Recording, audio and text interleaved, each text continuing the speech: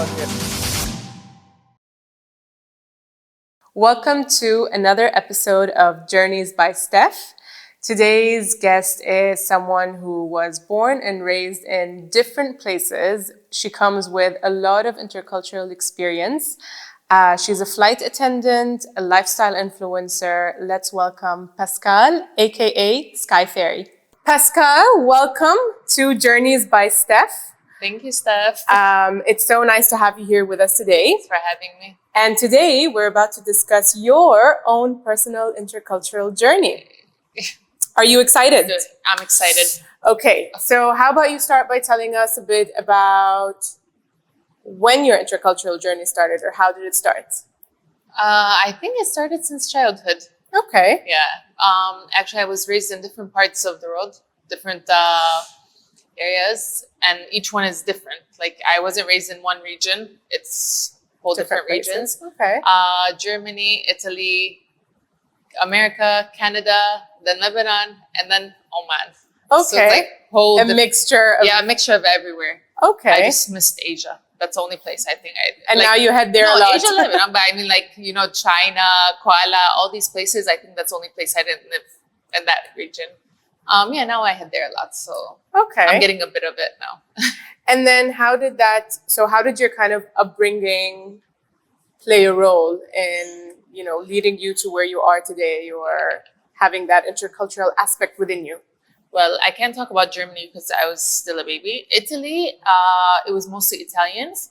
But when I moved to America and Canada, that's where it started, I think, more, because you have so many different culture, nationalities there. You have Asians, you have Arabs, you have Africans. So you get a bit of every culture. You start like your friends at school, your friends at your parents' friends, they bring their kids.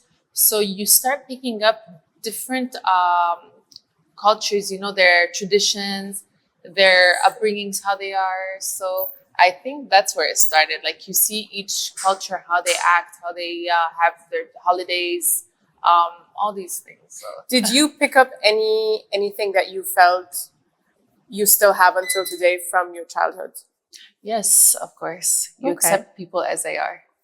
So this is like a summary to the whole show, basically. Because you've seen it all. Like, since you were a child, you've seen the Asian side, you've seen the African side, and I think nowadays there's a lot of racism going on. Yeah. When you're raised with these people, it's not like you're 20 years old and then suddenly you see a different culture.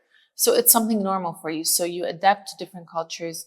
You accept people as they are. You know, they become people. It's normal for you. It's not like, oh, suddenly you're older and then you see a different, different person from a different part of the world. So I think that helped a lot. And you touched base on racism, which definitely is a lot in this world, regardless of the fact that the world is so open nowadays, but it's to one another. But for some reason, it keeps increasing. Exactly. But what are your thoughts on that?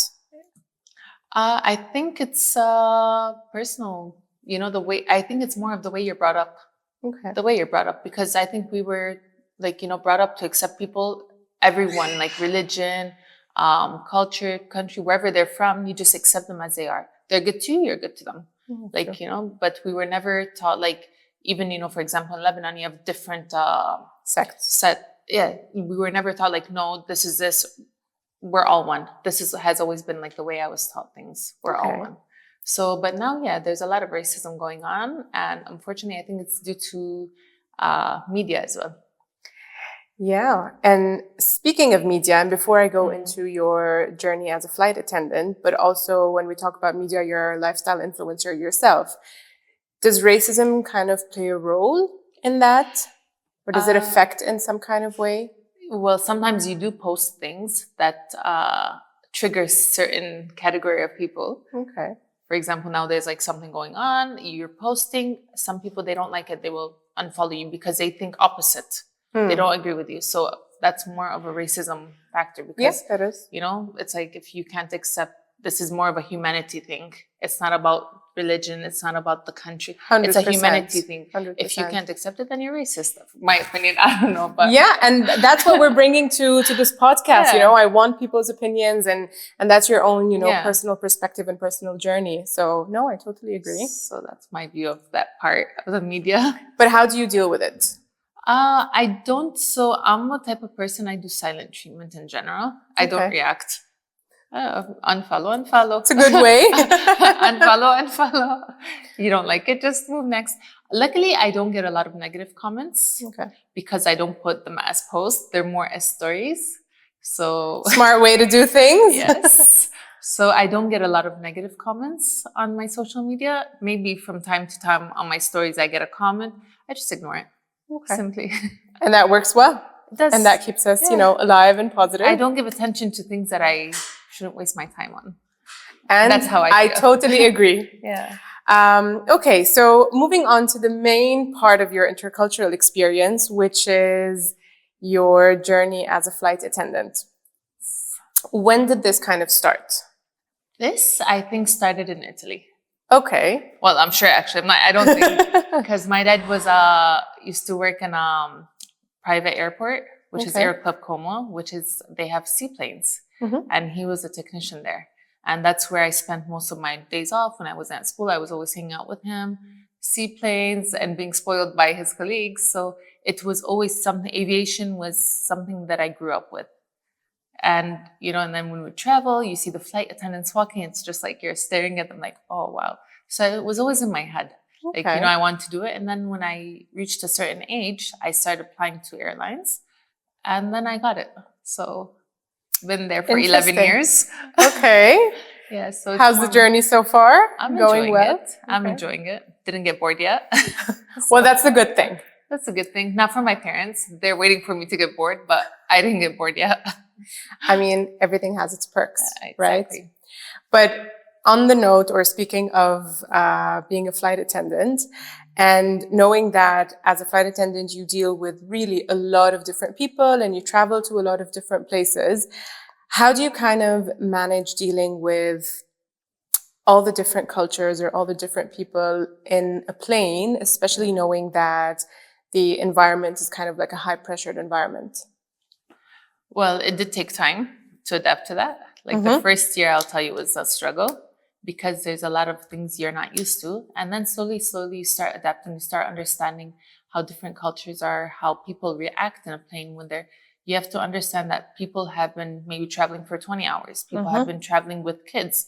People have been traveling. So sometimes, each culture, they have their own way of dealing with things, whether it's hand gestures, whether it's their tone, whether it's the way they call you. So the first year was a struggle, accepting a lot of these. But then you start understanding like, okay, when this person is using a hand gesture, it's normal in their country. They're not being offensive or something. Okay. And then I think it was a matter of time for me, just learning to be more patient, learning to understand more of the cultures. Because yes, I was raised in with different culture and different people, backgrounds. But when you're the person working in the situation, it's a bit different. Exactly. Yeah. So you have to understand each culture, how they are. For example, you go to China. They don't understand English, most of them. They would talk to you in their language. You have to try to understand from the hand gesture. But you have patience. You have to have patience for this job, honestly. And for example, Italy, they use a lot of hand gestures. So in other cultures, they take it as, offensive. What are they saying? So with our job, like you have to understand, okay, this country, they have hand gestures. This country, they're a bit louder. This country, and then you just have to be more calm, more patient, and try to understand, and then you're fine. I think now I've reached that stage where it's okay. It took me almost a year and a half to understand and be patient. I used to get angry quickly first year. Which is normal. Yeah, and then I started becoming more calm, more patient, just like letting the person talk, letting them say what they want to say. And then if I can deal with it, okay. If not, you always have someone that you can hand it over to. True. And so another part I would say, aside from understanding, is also empathy. Yes. Like really being empathetic to, people's situations, whether they're from different places, different backgrounds, or at the same time, whether, as you mentioned, someone has been on a flight for God knows how many hours. Kids crying. Exactly. Oh, or kids crying. Or a bad experience in the airport staff. Like sometimes. And then recovering Yes, we get that a lot, actually. And so how do you kind of maintain this empathy with the people on board? So I always believe that it's from the first impression. The first impression, you welcome them. You have to be kind, welcome them, try to assist them as much as you can. And then if they want to vent out, because we get a lot of venting out, let them vent out, and then you answer.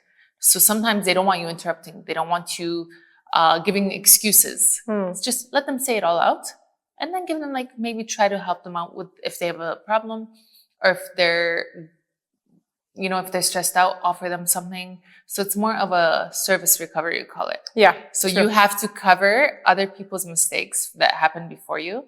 For example, if it was something in the airport that happened, you have to fix that when you go on board. Yeah, that's true. You have to fix other people's, whatever they caused, you have to fix it for them. Unless you want a hectic flight, then you don't fix it. But if you want to make it better, you just have to, there's different ways we deal with them. Okay. Depending on the situation. If it's kids, sometimes you just take the kid from his mom, for a walk, give her a break, so we offer that. It's not part of our work, but we do it. A lot of us, we just do it by ourselves. If you see a mother's exhausted, she's tired, because a lot of them also, they travel during holidays. Their husbands are living in a country working, and they travel to them. So they're really looking they have 3 kids, yeah. Sometimes 4 kids. So they're looking that minute you offer to should I hold the baby a bit? They don't say no, most of them.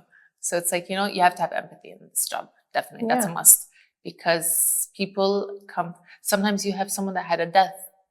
We've had that a couple times. They had a death and they're going to a funeral. So you have to adapt to different circumstances and know how to deal with it. And empathy is number one. No, I agree. Empathy, honestly, empathy works in really all kinds of situations, in my opinion. And especially when it comes to really places where it's either frustrating or a lot of people are going through a lot of different things and they're all kind of compact in one place. Yes. That's where you need to kind of work on that the most. Okay, and with all this, talking about empathy and talking about, understanding different people, have you ever kind of encountered a situation where there was a misunderstanding between you and someone? Of course. Would you like to maybe, anyone, just choose anyone that you want to kind of discuss? Let's see. Maybe a colleague. Okay. Yeah, why not? Colleague. Yeah. Because my role is to correct. And sometimes correcting people is not easy. Yeah, 100%. Especially when in their mind they did it right. And then trying to tell them they didn't do it right. And, some people, they're just so convinced what they do is correct. But then my job there is, to make sure it's the right way. So it's, that's a struggle. Especially if they've been working more than I have. Okay. But my role is quite senior. Maybe in years they are, but the role, I'm more senior. And then it comes where I have to correct them and they don't accept it. Sometimes not only because they think we're right, because I've been here longer. I know more. And that's also a cultural belief, right? Yeah. That's so true. It did happen. Someone that was flying way more than me, but yet my role is there to correct. And they didn't accept it. And it became a huge issue because as much as you're trying to say trying to be diplomatic, as much as you're trying to show the paper, this is how it's written, still when the mindset is no, I'm not accepting it from this person, no matter what you say, they won't accept it. So that was one situation where there was a conflict. But in the end, everything gets solved. So how did you kind of solve it? I had to go a bit further. Okay. Yeah, we won't discuss We don't want to bring it here. Yeah, but in the end, I had to, because that's my job in the end. If I'm given a role, I need to deliver what I'm given. Okay. Responsibilities are there and I have to deliver my responsibilities. So yeah, we had to deal with it a bit different, which I don't like to do. And I always use that as a last step. But sometimes you're left with no other option. So you take that last step. Yeah. Okay. That's enough for that one. That's enough for that one. But do you have like another story maybe that you would like to share related to maybe a funny misunderstanding that happened with maybe one of the passengers related to like a cultural misunderstanding, right? Where you thought one thing, they thought something else, and then how did that kind of work itself around?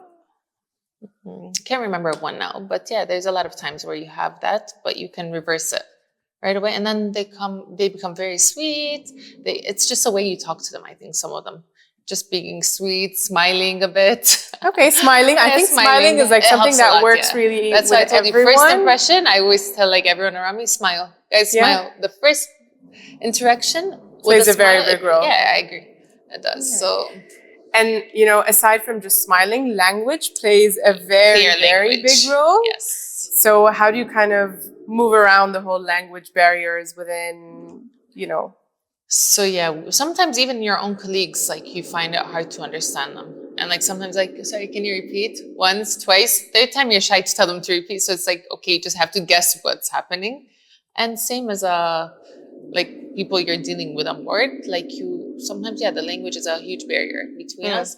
But I think it's more of just trying to grab one word, and understanding the rest of the sentence. Yeah.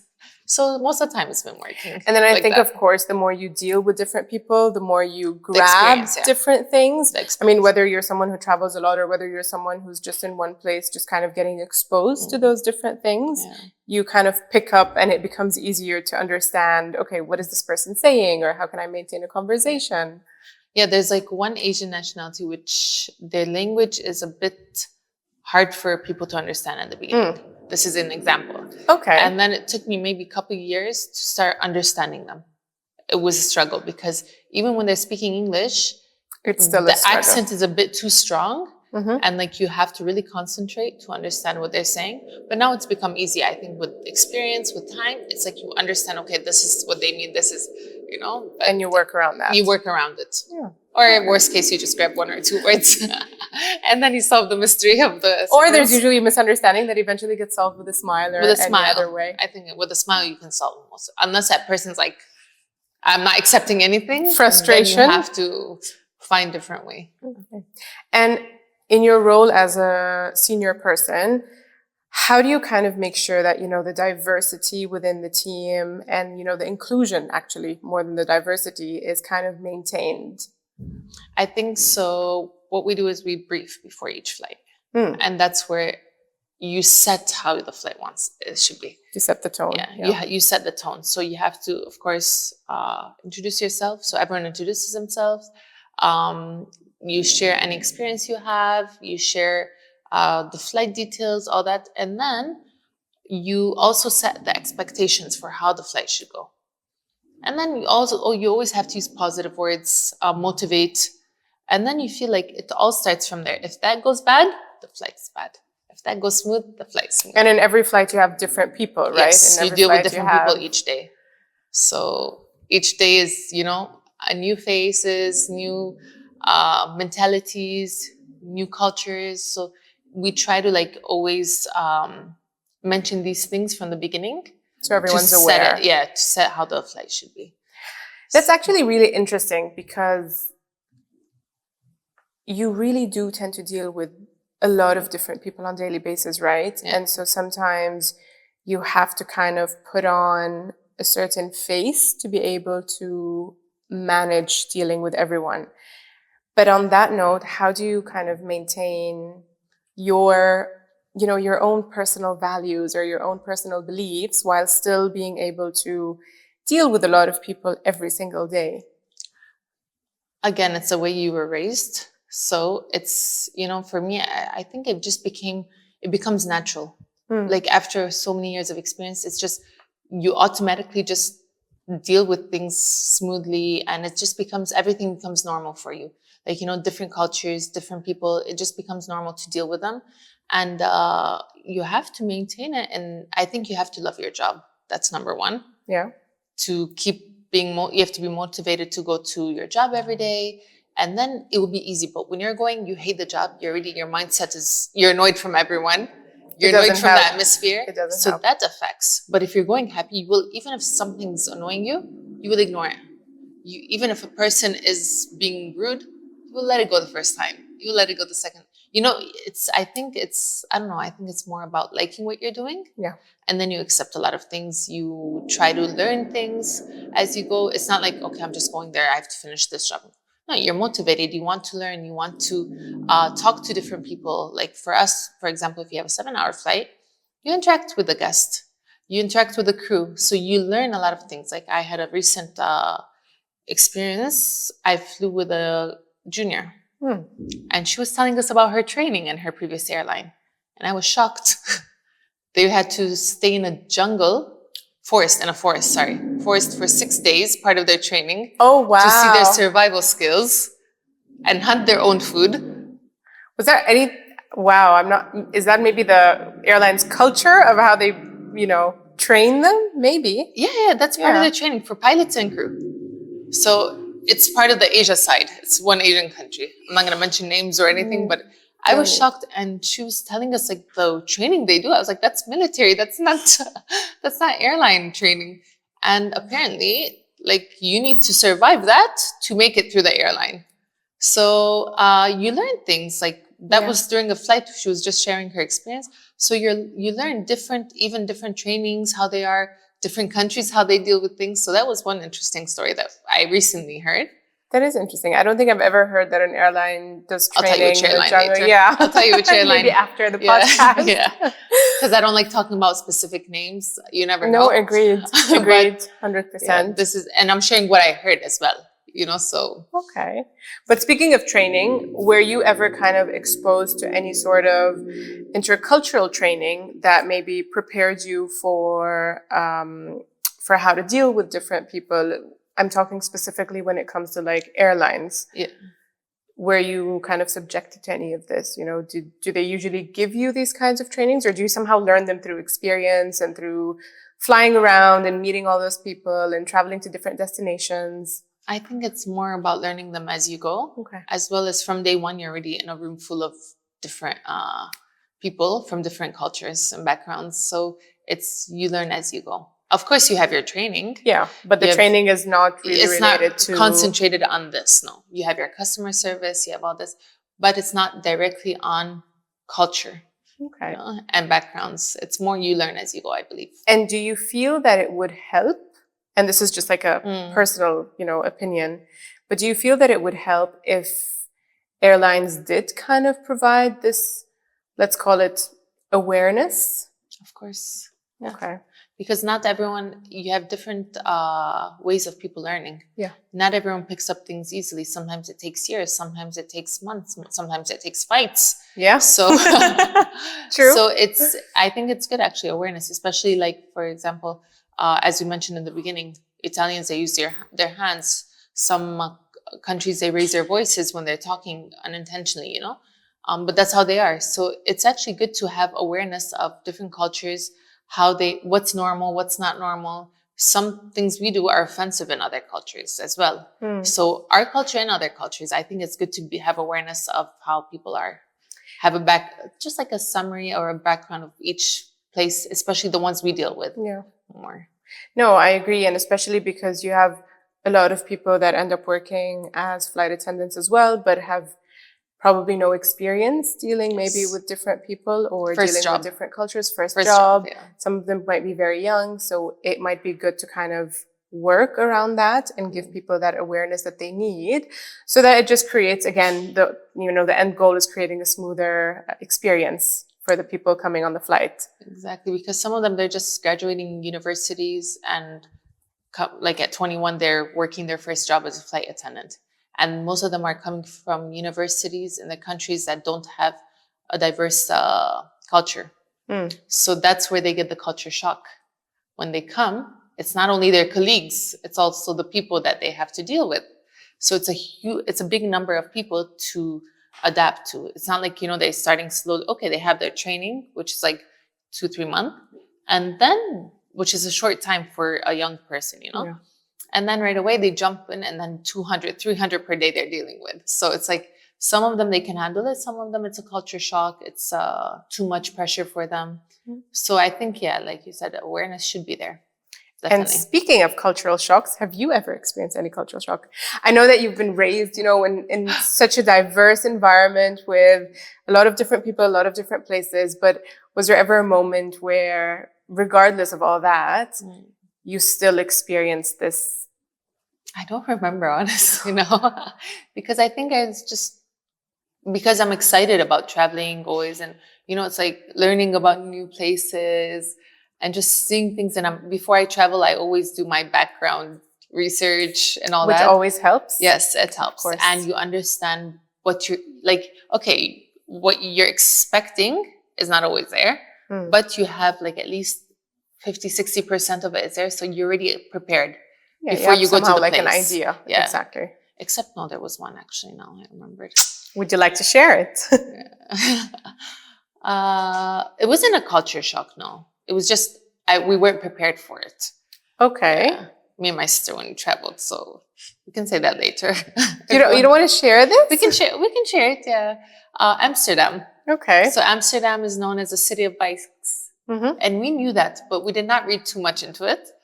And we did not know that we were getting sworn at every time we were walking, because we were walking the bicycle lane. So they have a sidewalk. Yeah, that's true. For walking, and they have a bicycle lane. And me and my sister, we did it talking, just looking around, amused of the place.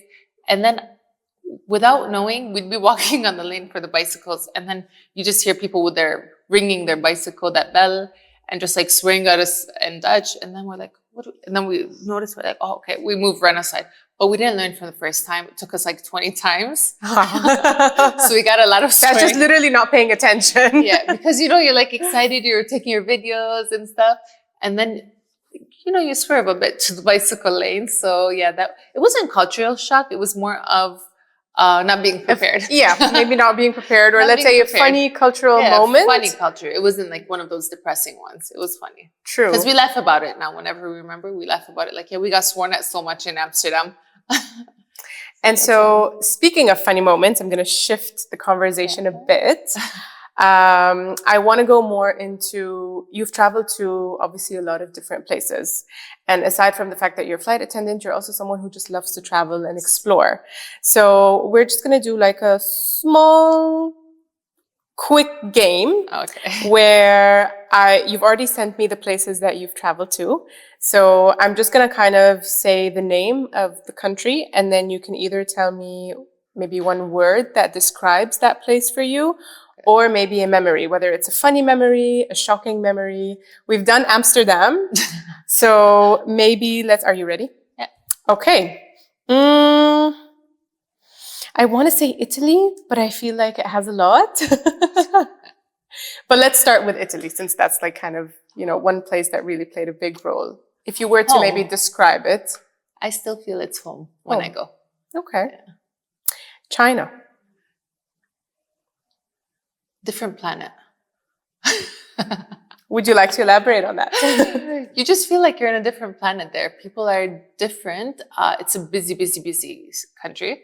So you feel like, you're in one of those, how do you say it? Not Avatar movies, but like people are just different. I don't know how to, like, in my head, there's a picture of how it is, but in reality, it's just different. It's different. Yeah. Okay. It's like you feel like you're in another planet. Do you have any story to share related to China? Not really. I've been there a couple times. I was more in Guangzhou, which is more like the commercial industrial area. It's just a busy lifestyle. You feel like, when you're walking and then in movies, like a person standing, it's like that rush. That's how you feel like you're walking, taking your time, and everyone's just like speeding around you. Okay. So it feels like, I don't know, it just feels like, Steph, I don't know. It's too much to describe that. Okay, let's move to another one. In a positive way. Yeah. Zanzibar. It's a nice country. Zanzibar. Friendly. Okay. People are very friendly there. Dominican Republic. That was actually a friend's trip. Mm-hmm. We went to a group of friends from different places. So one of my friends came from Belgium, one came from Canada, and there was like a festival there. So it was a nice friends trip. Okay. Reuniting with friends, kind of. Malaysia. Malaysia. That's one of my favorite places. You just feel it's chill. Okay. So much to do, and like you'll never get bored there. Canada. Boring. Ah. Fair enough. It's an honest Boring. opinion. Honest opinion. Turkey. Turkey, full of life. You feel like there's so much to do there as well, just as Malaysia. Shopping. Turkey. 100%. I agree. Yeah. Russia. Russia, cold, freezing. Because I only visited in winter, like maybe 3 times, but it was below 0 most of the time. So And we're not used to this. the only thing at I all. remember about Russia was it's cold, but it's pretty. It's pretty as well. Jordan. Jordan, the struggle. Where I struggle. lost my bag. Okay. Would you like to share And that, it was a bit of, I reached, the day I reached Jordan, I lost my bag. So, and I had like so much planned. The Dead Sea, Petra, the whole trip was just upside down that time. But the second time I visited for my friend's wedding was nice. Quick one, but nice. First one was a struggle. It was so hard to find things when you reach late at night. Always. And I never learned to take a cabin bag with extra clothes, so that was a struggle. Even as a flight attendant, you did not learn that. No. I'm shocked. I take That but is I my don't put, I shock. just put my valuables in it. I don't put extra Okay. clothes. I think I started actually, maybe. I can't remember. That Maybe. always helps. That always Yeah. helps. Sri Lanka. Unfortunately, it was not one of my favorite countries. Okay. Yeah. That's okay. Do I you was have just, any... I had more expectations for it. Okay. Disappointed a bit when I Okay. went. Yeah. Fair enough. Bahrain. Bahrain, I visited a while ago. It was still being like, developed, I feel. So it was just calm, quiet, boring. And Greece. Beautiful. Yeah. It is, right? I agree. So I went to Athens and I went to Santorini. I love both places. Okay. Is there any kind of weird or awkward story that you would like to share about any of your travel experiences? Weird or awkward? Maybe Bali. Okay. It's not weird. It's actually nice, weird. Like something that would really bring that awareness to people. Well, in a funny way. I don't know if my parents would be okay with it, but yeah, I'll share. Bali, actually, I was with my friend from Canada, one of my best friends. So we did a friend like reunited. I love doing this. We reunions, but we go on holiday together. So we went to Bali, and we ended up booking a bubble hotel, which you had to climb down 40 minutes of mountain and then come back up. So once we reached, it was a bit not what we expected. So we didn't want to stay there the night. So we ended up hiking back up 40 minutes. By the time we hiked up, it was so hard to grab a taxi back to our hotel. And it was getting dark. So then there was this lady walking. I was like to my friend, look, we're either going to be stuck here or we can go with hitchhike. Someone. Yeah. We hitchhike. We approached the lady and we asked her for a ride just to the end of the road where it's like, busier. She insisted. She's like, no, I'll drop you to your hotel. And we're like, it's like 45 minutes away. So we ended up having dinner with her that day. We're like, we're going to go have dinner if you want to join us, like as a thank you. She had dinner with us. And then after we insisted, like, no, we'll just take a taxi. But until today, we're friends. So it wasn't a shock. It was more of a nice story. Like actually, a very nice story. Yeah, you don't know if it's a right thing to do at that moment. Like, should we trust this lady? Should we not trust her? But we had no other option. It's a dead road. So we're like, she was coming out of some event house party or something. Like they had some gathering, like a dinner. And it was mostly ladies. There was also couples. So we're like, and she's a bit older than us. So we're like, we try our luck. We either make it or we don't. And the lady was so nice. And we're actually friends until today. Kids don't do this. Don't do this. Never hitchhike. Never hitchhike. But I do agree. Sometimes having this open mind to things might really bring you a lot of, potential in different people that you don't know where things eventually end up.